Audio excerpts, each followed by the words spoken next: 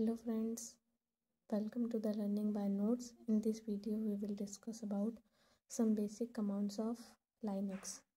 So we have previously discussed about distributing computing, Java streams, software engineering. So if you like the content, please like and subscribe the video. So let's start with this video. In this we will talk about Linux command. So first of all, what is command? Commands is nothing, is a textual instruction that user enter in Linux terminal. So commands, if you want to work in the Linux, then you need commands to work on them. So the Linux terminal known as shell, prompt, console, these are all the name of command prompt. So these are the commands that help you to run the system. So let's start with the first command. आपको commands की ज़रूरत इसलिए है कि अगर आप काम करना चाहते हैं उसमें, तो आपको अच्छी नॉलेज होनी चाहिए कमांड्स की. बहुत सारी कमांड्स होती हैं, तो हम पहले कुछ बेसिक कमांड्स को पढ़ेंगे और उनका यूज़ करेंगे. उसके बाद हम और एडवांस कमांड्स पर जाएंगे. So let's start with this video. First command is ID command. ID stands for identification device. Displays information of current user. ये करंट यूज़र की इंफॉर्मेशन बताती है, क्योंकि लाइनक्स कमांड बेसिकली अपनी सिक्योरिटी के लिए जाना जाता है. So first command is about ID and her command किससे स्टार्ट होती है? डॉलर साइन से. जो भी आपको कमांड लिखनी है तो पहले आपको डॉलर साइन लिखना पड़ेगा और फिर आपके कमांड का नेम लिखना पड़ेगा. So next command is who. Who क्या बताती है कि displays the information who is logged on. बहुत सारे अलग अलग यूज़र्स जब काम करते हैं तो हु कमांड आपकी इन्फॉर्मेशन बताती है कि अभी कौन लॉग्ड ऑन था. PWD command, print name of working directory. जिस वर्किंग डायरेक्टरी पे आप काम कर रहे हैं रिसेंटली या अभी उससे पहले जिसने काम किया हो, उसके बारे में बताता है. एको कमांड्स क्या होता है? Echo command, print a line of text. ये बहुत यूज़ होने वाला है कमांड्स है, क्योंकि आपको अगर कोई भी लाइन ऑफ टेक्स्ट लिखनी है तो आपको एको कमांड लिखनी पड़ेगी. तो इसका सिंटैक्स कैसे होता है? डॉलर एको और फिर आप अपना लाइन ऑफ टेक्स्ट लिख सकते हैं. Next command is make directory.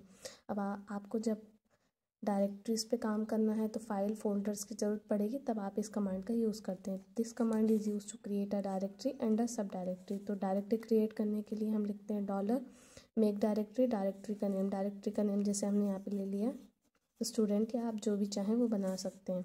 तो आपको डॉलर मेक डायरेक्टरी स्टूडेंट. और अगर अब उसके अंदर आपको सब डायरेक्टरी बनानी है, डायरेक्टरीज कुछ नहीं होती, फोल्डर के अंदर फोल्डर बनाना, ये सिंपल फोल्डर क्रिएट्स करना को डायरेक्टरी कहते हैं. सब डायरेक्टरी को कैसे क्रिएट करते हैं? Dollar CD. CD stands for सब डायरेक्टरी, आप ऐसा कह सकते हैं. और इसको अगर जैसे हमने यहाँ पे बनाया डॉलर मेक डायरेक्टरी स्कूल और फिर उसके अंदर एक और फोल्डर बना दिया CD स्कूल 1. तो जैसे आपके स्टूडेंट हो गया, ये हो गया आपकी मेन डायरेक्टरी, और ये उस डायरेक्टरी के अंदर आपने बना लिया स्टूडेंट 1 डायरेक्टरी. तो ये डायरेक्टरी के अंदर डायरेक्टरी आपकी क्या कहलाती है? सब डायरेक्टरी. सो नेक्स्ट हम बात करेंगे कैट कमांड की. कैट कमांड का यूज़ क्यों करते हैं? Cat command is use to create a file. इसका सिंटैक्स कैसे होता है? डॉलर कैट साइन और फाइल नेम. जैसे आपने यहाँ पे लिखा डॉलर कैट फाइल नेम, जैसे आपने बना दी, पीछे बनाई थी, स्टूडेंट का फोल्डर बनाया था, तो ये आपने स्टूडेंट इन्फो की फाइल बना दी. दिस साइन यहाँ स्पेशल है क्योंकि this sign creates a file. क्योंकि यहाँ पे 2 प्रकार की कैट कमांड है, ये विद साइन है और ये विदाउट साइन है. तो जो साइन के साथ होता है वो क्रिएट फाइल करता है, और जो विदाउट साइन होता है वो this command is use to display the text of file. ये क्या करता है? जैसे जो आपने यहाँ फाइल क्रिएट की थी उसकी इन्फॉर्मेशन आप इसके थ्रू देख सकते हैं. तो ये साइन क्रिएट करने के लिए होता है और कमांड दोनों सेम होती हैं. तो इसका सिंटैक्स कैसे होता है? Dollar cat file name. जैसे आपने यहाँ पे लिख लिया डॉलर कैट, फाइल का नेम आपने यहाँ पे ये स्टूडेंट इन्फो बनाई थी, तो अब जो भी इंफॉर्मेशन आपने उसमें फिल की होगी उसको देखने के लिए आप इस कमांड का यूज़ कर सकते हैं. नेक्स्ट कमांड की बात करेंगे. नेक्स्ट कमांड है हमारी CP command. CP command stand for copy भी कह सकते हैं आप. This command is use to copy content of a file with a new name. आप क्या कर सकते हैं? जैसे आपको कोई फाइल को कॉपी करना है तो आप सिर्फ उसका नाम चेंज कर सकते हैं। इसका सिंटैक्स कैसे होता है, $CP सोर्स फाइल नेम और target file name. For example $CP source file हमारी यहाँ क्या चल रही थी, स्टूडेंट इन्फो। अभी हम इसे चेंज करना चाहते हैं, अगर जैसे आप उसका डेटा नाम चेंज करना चाहते हैं, आपने रख दिया स्टू इन्फो, तो सिर्फ क्या हो जाएगा कि जो भी इंफॉर्मेशन इस फाइल में थी वो इस फाइल के नाम में सेव हो जाएंगे। तो CP stand for copy command, और इससे आप कॉपी कर सकते हैं फाइल को। नेक्स्ट हम बात करेंगे RMDIR कमांड की। सिंपल आप इसको समझ सकते हैं। RM स्टैंड फॉर रिमूव और DIR stand for directory. This command is use to remove a directory. ये सिंपल क्या करेगी, जो आपने पीछे मेक डायरेक्टरी MKDIR से क्रिएट किया था उसे RMDIR से आप डिलीट कर सकते हैं। This command is use to remove a directory. इसका सिंटैक्स क्या होता है, $, RMDIR और डायरेक्टरी का नेम। जैसे आपने स्टूडेंट की डायरेक्टरी बनाई थी पीछे, तो आप इससे RMDIR और पीछे जो बनाई थी स्टूडेंट मेक डायरेक्टरी, उसे आप यहाँ से डिलीट कर सकते हैं। तो यहाँ से आपकी पूरी डायरेक्टरी रिमूव हो जाएगी। नेक्स्ट कमांड हमारी क्या है, date command. Date command is use to show system date and time. जो भी आपके सिस्टम पे डेट एंड टाइम शो हो रहा होगा वो इस कमांड से आपको शो हो जाएगा। इसका सिंटैक्स क्या होता है, $date। तो ये जो सिंपल कमांड्स हैं हमारी कौन कौन सी हमने लर्न की, कैट CP RMDI डेट। अब हम नेक्स्ट कमांड की बात करेंगे, क्लियर कमांड की बात करेंगे। Clear command, this command is use to wipe the screen. ये कमांड क्यों यूज़ होती है, जैसे आपने अभी सारे ऑपरेशन परफॉर्म किए थे, make directory, remove directory, create file, ID हो, जितने भी आपने ऑपरेशन अभी अपनी स्क्रीन पर परफॉर्म किए हैं, तो आपकी स्क्रीन फुल हो गई होगी। अब आप उसे अगर क्लियर करना चाहते हैं तो आप इस कमांड का यूज़ कर सकते हैं। This command simply clean your screen. इसका सिंटैक्स क्या होता है, $, और क्लियर साइन।